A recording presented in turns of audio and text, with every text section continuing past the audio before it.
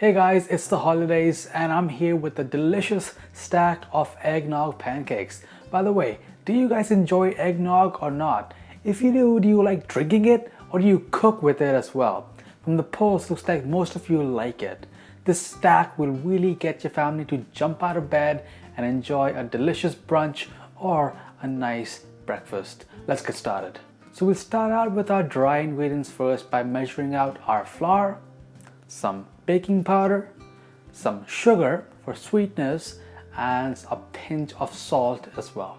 We'll give that a good whisk and then we'll measure out our wet ingredients. So we'll use some eggnog as the base of our pancakes, and then we'll add in an egg, some vanilla extract, and some molten butter.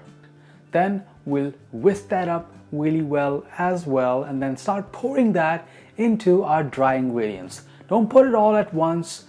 Even though the recipe says what it says, your flour may be different. So add in half and then a bit more and then all of it as needed, as much as it takes for you to get a nice and thick batter. You don't need to whisk it too much. You don't have to work out all the lumps either. Now the consistency should be kind of thin but smooth, and once you have it looking like this, then just let this sit for about 10 to 15 minutes. You can let it chill as well, and that's gonna help it to thicken up and tighten up a little bit more. Now while that is chilling, let's work on our quick caramelized banana topping. Now for that, you need lots of bananas. I usually go with 1 banana per 3 pancakes because usually I use 3 pancakes for 1 serving. Then once your bananas are all ready, in a large bowl, add in some brown sugar. Here I have a combo of dark brown and light brown. It's a combo only because I wanted to finish the dark brown one. Then to this, add in your bananas and just really toss that well and coat the bananas with that brown sugar. Just let that sit while you heat up a pan, and we're gonna start caramelizing these really soon. Now I myself am pretty new to eggnog, and while I do enjoy sipping on it, I like it in small amounts, but cooking with it is something completely different. So recently, if you follow me on Instagram, you would have seen this, but I made these deep fried Oreos and I used this exact eggnog pancake batter as the coating for deep frying the Oreos, and it was just the most amazing thing I've ever tasted. Now you want to do the caramelization step at the very end when the pancake stack is almost ready. That way the bananas will be nice and warm and they'll go really well with your pancakes. And you can always keep your pancakes nice and warm in an oven that's been preheated to around 180 to 200 Fahrenheit.